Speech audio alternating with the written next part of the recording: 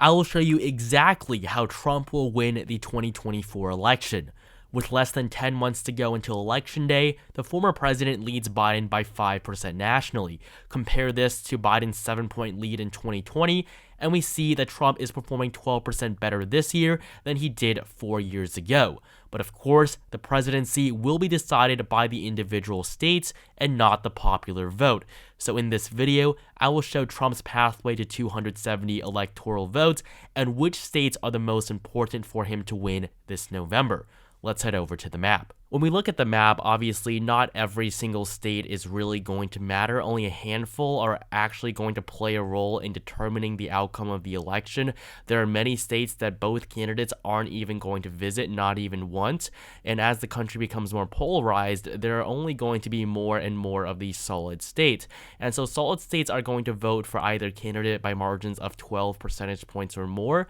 And so these solid states for Biden, these are states that Trump isn't going to worry about at all, are going to be Washington, California, Hawaii, Vermont, the 1st District of Maine, Massachusetts, Rhode Island, Delaware, Maryland, and the District of Columbia. This gives the incumbent president 105 electoral votes, while Trump is also going to have no trouble winning most of the states in the middle of the country and in the Deep South. The solid states for the former president are Idaho, Utah, Wyoming, Montana, North and South Dakota, nearly the entirety of Nebraska, as well as Kansas, Missouri, Oklahoma, Arkansas, Louisiana, Mississippi, Alabama, South Carolina, Tennessee, Kentucky, West Virginia, Indiana, Alaska, as well as Iowa, Ohio, and the 2nd District of Maine.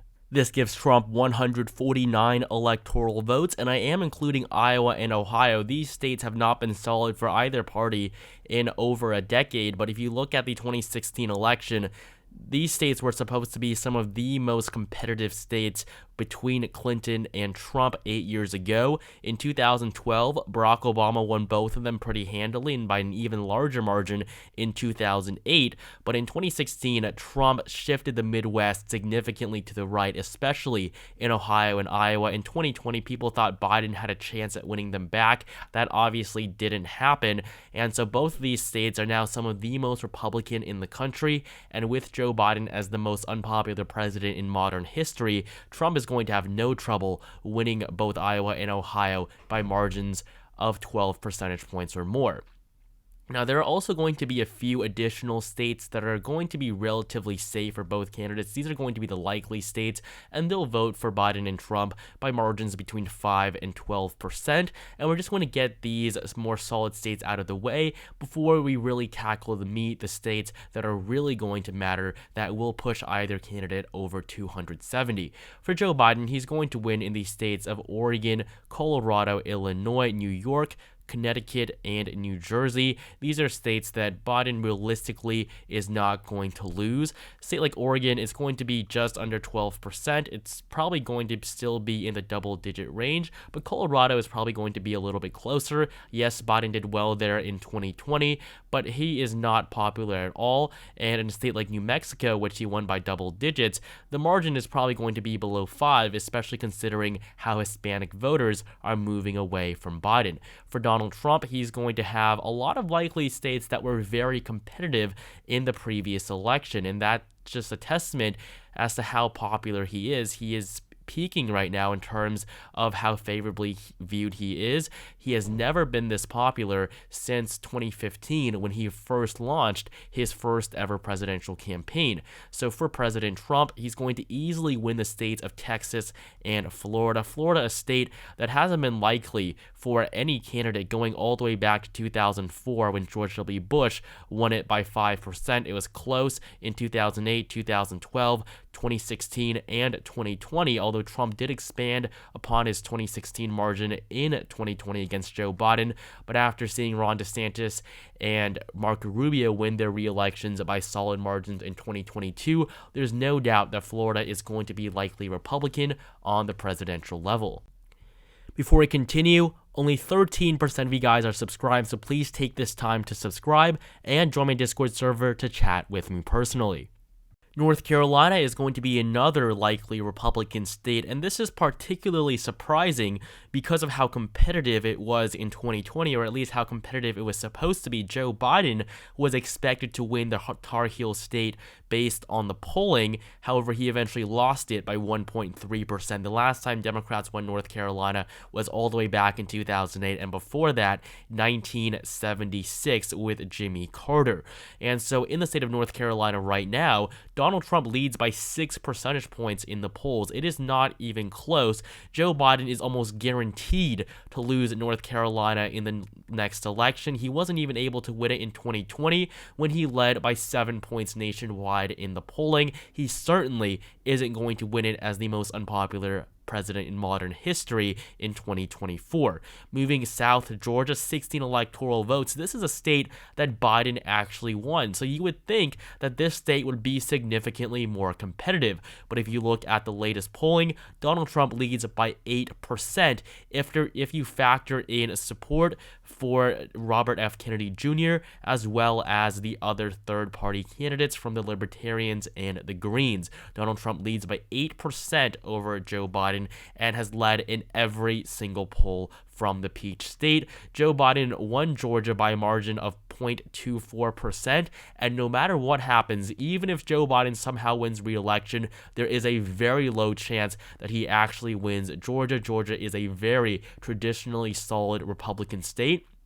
It got closer over the last decade. Democrats currently control both Senate seats, but as we saw with the re-election of Brian Kemp in 2022, Georgia is still a real state, and it should flip back to the Republicans on the federal level this November. And so with all of these solid and likely states filled in, these are states that are nearly guaranteed to go to either candidate. We have 191 electoral votes for Joe Biden to 251 for Donald Trump. Trump has already locked in nearly the entire eastern half of the Sun Belt, and you can clearly see that he's on track to perform significantly better than he did last time. He's only 19 electoral votes away from the presidency, and this is just with states that he's nearly guaranteed to win. So he is going into the 2024 election in a much better position compared to when he was the incumbent. And when you look at the list of states that will be either lean or tilt, these 96 electoral votes, they're made up of states like Minnesota, Virginia, and New Hampshire, states that weren't really that close in the previous election, and they were all won by Joe Biden. Joe Biden won New Hampshire and Minnesota by 7 points, and Virginia by a double-digit margin. But going into 2024, these states are inevitably going to be a lot closer.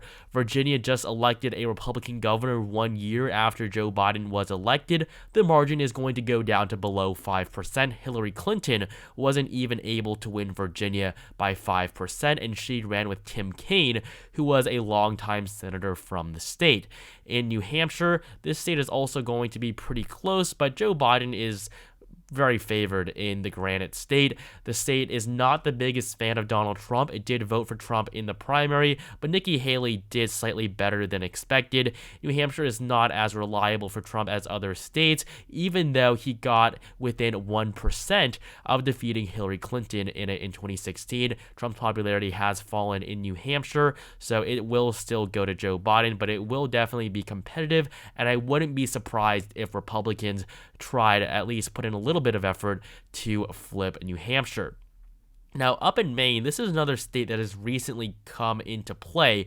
The first district has always been very solid for Republicans, but if you look at the second district, Barack Obama won the second district in 2012, but Hillary Clinton lost it in 2016 by a pretty solid margin.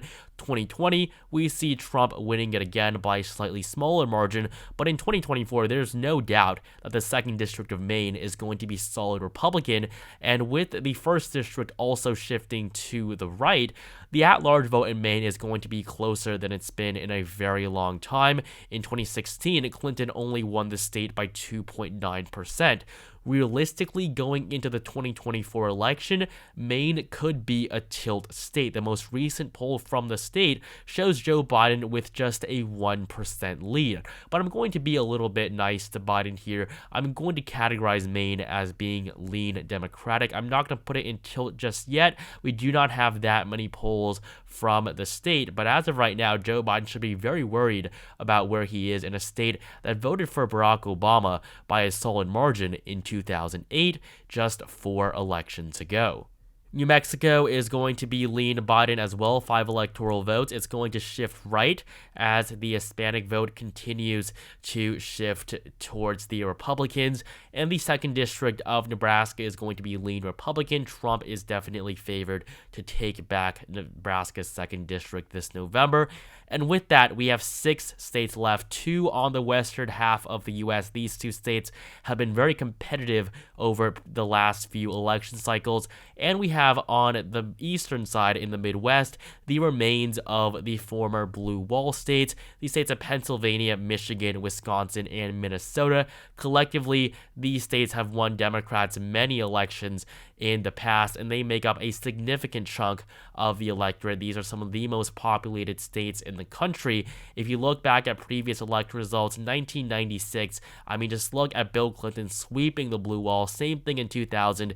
Even Al Gore won them in 2000, and John Kerry in 2004. 2008, Barack Obama, solid victories in the Midwest. 2012, same thing. In 2016, though, Trump wins Pennsylvania, Michigan, and Wisconsin, and in 2020, Joe Biden just barely wins them back. So these states are no longer reliably blue, and that is why they will be so important. Joe Biden has to win all 4 of these states if he wants to win the election. That is why it is so difficult right now to see a scenario where Joe Biden actually wins. So we're going to start off with Nevada and Arizona, 6 and 11 electoral votes, making up 17 total. If the election is close in the Rust Belt, if the Rust Belt is split up between Biden and Trump, these 2 states are going to make a huge difference. And right now, it doesn't even look like it's going to be close. In Nevada, Trump leads by 11% against Biden and Kennedy, while in Arizona, Trump's lead is at 7%. So these 2 states are easily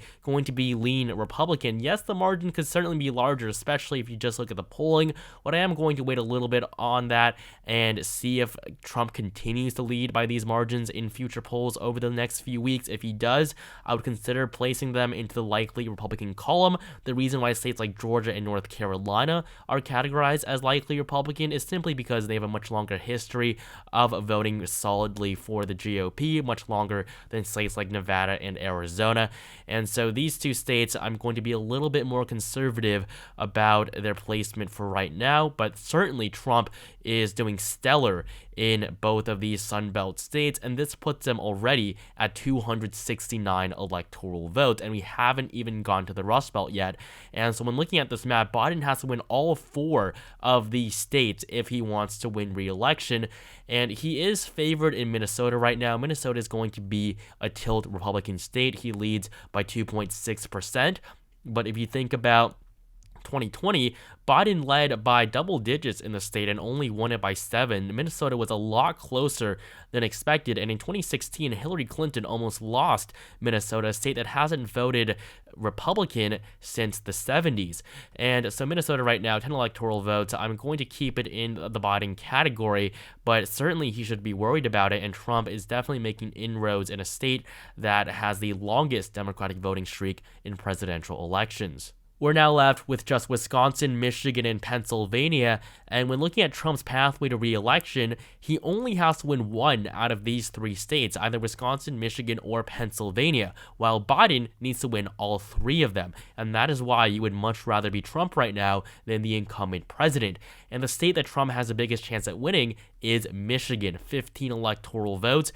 Joe Biden is behind by 4.6 percentage points in this state. The only state out of the 3 that Biden actually leads in right now is the Keystone State of Pennsylvania. This is Biden's birth state, where he leads by 0.6%. It is still very, very close, and I do still expect Trump to win this state right now, just based on the fact that Democrats underperformed expectations by nearly 6 percentage points in all 3 of these upper Rust Belt states in 2020. Wisconsin, Trump is also favored, 0.6 4.6% is the polling margin, and Wisconsin, I think, is going to be probably the closest out of all three of these states. But when you look at the map as a whole, only one of these three is really going to matter, because Trump has nearly the entire eastern half of the Sun Belt locked in. He's also performing stellar in Nevada and Arizona, and in these three Rust Belt states, only one has to flip back. And looking at the numbers right now, it should be pretty easy for him to do.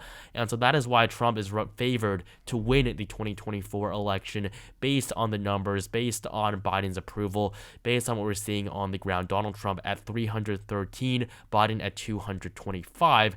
And of course, as with 2016 and 2020, Trump's pathway to re-election once again lies in the Rust Belt.